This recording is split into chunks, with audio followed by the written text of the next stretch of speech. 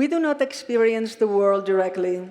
Every feeling, every memory, every sensation is mediated by our neural hardware and software. In fact, our brain is not even trying to represent reality accurately, but uses a set of neural shortcuts and assumptions to allow us to navigate and interact with the world quickly and successfully. Where the physical reality doesn't match the perception in a spectacular way, we talk about illusions. But in fact, it is very rare the case whether we have a good match or a perfect match between perception and reality.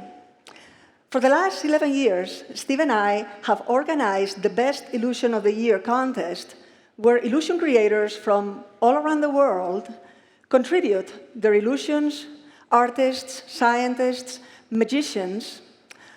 Our challenge today is to present you 10 of our favorite illusions from the contest over the next 10 minutes. Each one of them will demonstrate a profound principle by which our brain operates in everyday life. The first illusion that I have for you involves faces. Here you can see a number of celebrities that you will recognize. I need you to look at the central cross and keep your eyes there very precisely, but pay attention to the pictures. And you will see that just in a few seconds, these pictures begin to mutate and they become not so pretty. In fact, they're quite deformed. This is not a computer trick. It's happening in your own minds. To convince yourself, look now directly at the faces, and you will see that they're the same beautiful people you all know and love. Now back to the cross, pay attention to the faces, and they again become pretty ugly indeed. So what's happening? For our brain, there are no absolutes. There is no beautiful, there is no ugly. Everything depends on what you compare it with. And in this illusion, your brains are comparing every single one of these photos with the photo that is coming immediately before and exaggerating the differences. So I'm going to tell you about this illusion. You look at the two central dots surrounded by dots in the surround, and you'll see that the two central dots look a slightly different size. In fact, they're actually the same size. If we take the central dot out and we move it across the screen, nothing happens as we move this around. Now, the central dot will change size if you look at the yellow dot as the dots in the surround move. But it's a fairly weak effect. We can increase the strength of this now by keep your eyes on the yellow dot in this next demo now, and you can see as you watch the yellow dot, but pay attention to the central dot, ay caramba! It's a very large effect. It's a huge effect. It's only changing in your mind. That central dot is not changing in size. It's all you, baby.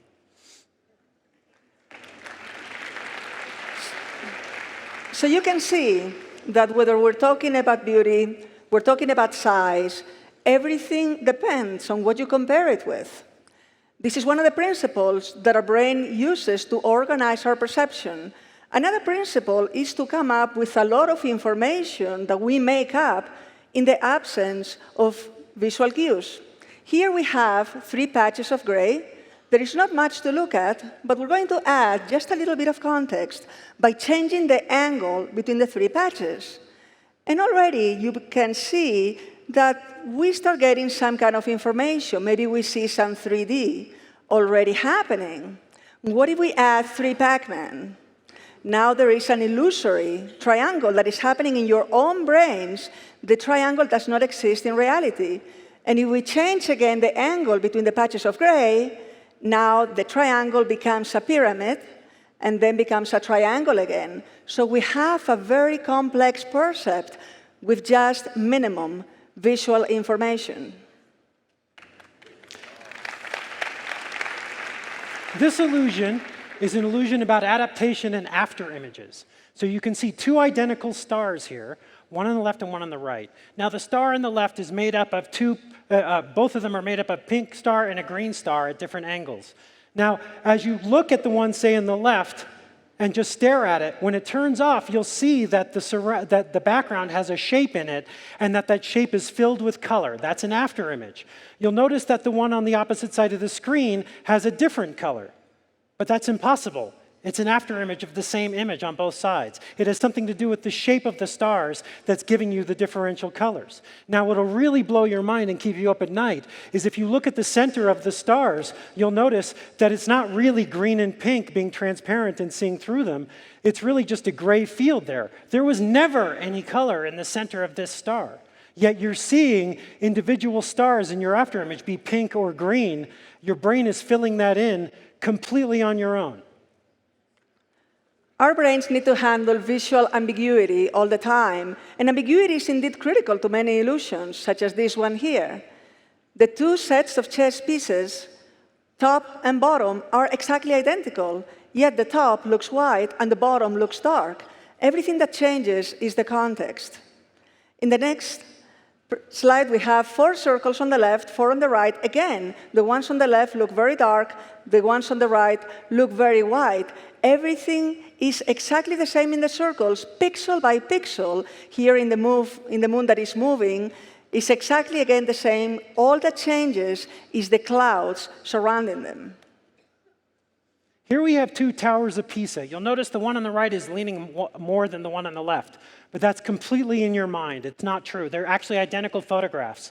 What's happening here is when something leans back and away from you in real life, if you have 2 of them, they should converge. They get closer to each other in real life. But with 2 photographs, which we're not evolved to look at, they stay physically parallel on your eye. Okay? So what your brain is doing is when it sees 2 things leaning away from you and into the distance, and it stays parallel exactly and not diverging, it realizes it must be they really are diverging from each other. So your brain is telling you these towers are diverging when in fact they're not. And it doesn't just work with buildings going off into the sky.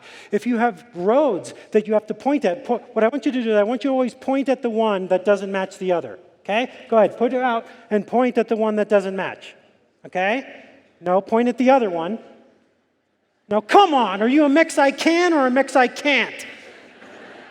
Point at the one that doesn't match. It's very difficult. The reason it's difficult is because of your perceptual system. You'll notice that 2 of them actually are the same, and if we line them up with the other, that one was exactly different, even though it looked the same just a second ago. So it's all a matter of perspective. And in this illusion, you can see that things can look quite different depending on your point of view. So we have 4 ramps. They're made out of cardboard. And we're going to see a few balls made out of wood that are rolling uphill onto the ramps. There are no magnets involved. There is no CGI magic. This is a real physical object. But we're looking at it from the wrong perspective. Let's turn it around for a different view. And you see that, in fact, the balls have been rolling downhill all along.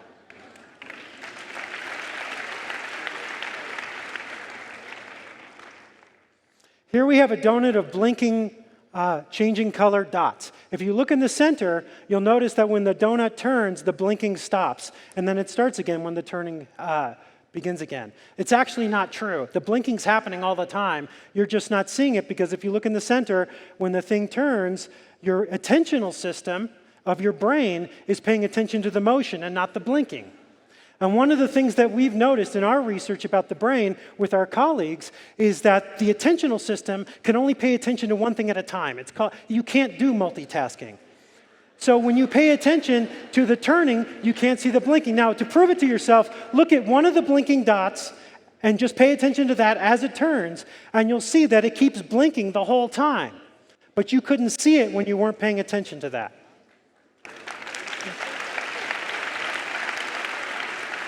We started off with an illusion about faces, and we want to finish with another illusion involving faces. Here we have 2 self-portraits by Rembrandt and Van Gogh. You can see that the portraits look quite different. The style is different. The colors are different. Or are they? In fact, the colors are exactly the same, left and right. Only the luminance differs between the 2 paintings. We can convince ourselves, but by superimposing them again and swapping them, So you can see that they match either way. Your brain is assigning the right color to the right shape. We all learned as children to color inside the lines, but that's not necessary for the brain. Our brain can assign color to shape even if the lines don't match precisely. And it works also with landscapes. Here we have a forest and a Manhattan skyline. They look different again, but the colors are exactly identical once more. And if we make them go back up and even swap, you can see that our brain, again, assigns the colors as needed to the correct shapes. We have run out of time, but time is an illusion. And I think Andres will understand Andres, it's an illusion. if we go on and show you an additional illusion that a lot of you may recognize it. This is the infamous dress that almost broke the internet a few months ago. All right. Before we move on, I just need to ask, how many of you see the dress as white and gold? How about as blue and black? Loca! How about as something else? Well, the fact is, none of you are completely wrong. Let's talk about what the science of the dress is for a few minutes. Okay, so what's going on here is in fact something we don't know the true story for. Scientists are studying this very vigorously right now. We don't know all of the answers about this. We don't know why half of you see it as white and gold and half of you see it as blue and black. But we do know how you can potentially see a blue and black dress as either white and gold or blue and black. So let's talk about that. So here's two examples. The one on the left is a blue dress, and the one on the right is the white and gold dress. Now, in fact, the two right halves of each of these dresses is exactly the same on your retina. The only difference is inside your brain. It has to do with context. So in the blue dress on the left, what's happening is the part on the right appears to be under sunlight, and so you interpret that as blue and black under sunlight. Whereas the one on the right is white and gold, but it appears to be in the shade on the right, and so you interpret it as a white and gold dress under the shade.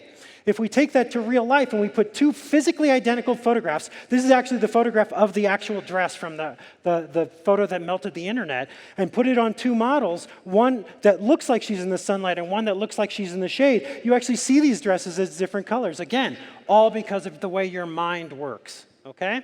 Now, what this means is that if we take a blue and black dress and under white lighting, it's unambiguously blue and black, and now we put it under a blue light source like the sky, or a yellow white source like the sun, then you can see that the one that's under the sun is the thing that can be ambiguous. Now, why does that happen? It happens because our color vision, our eyesight, only developed to see color under the sunny sky.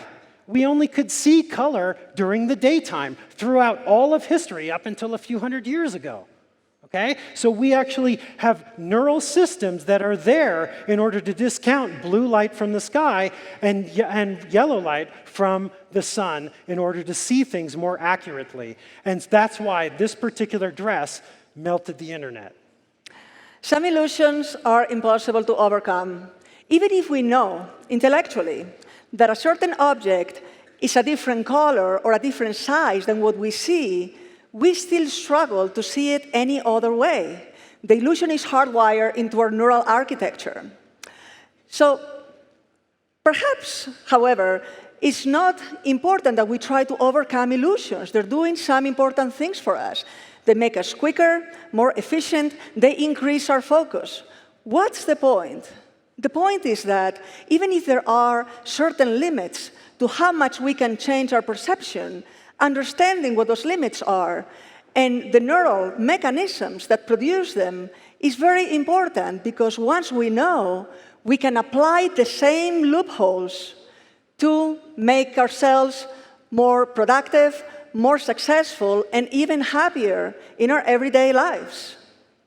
To the brain, the same exact object can look pitch dark or blindingly white. Is your glass half empty or half full? To the brain, it's mainly a matter of context and perspective. Muchas gracias, Puebla. Gracias.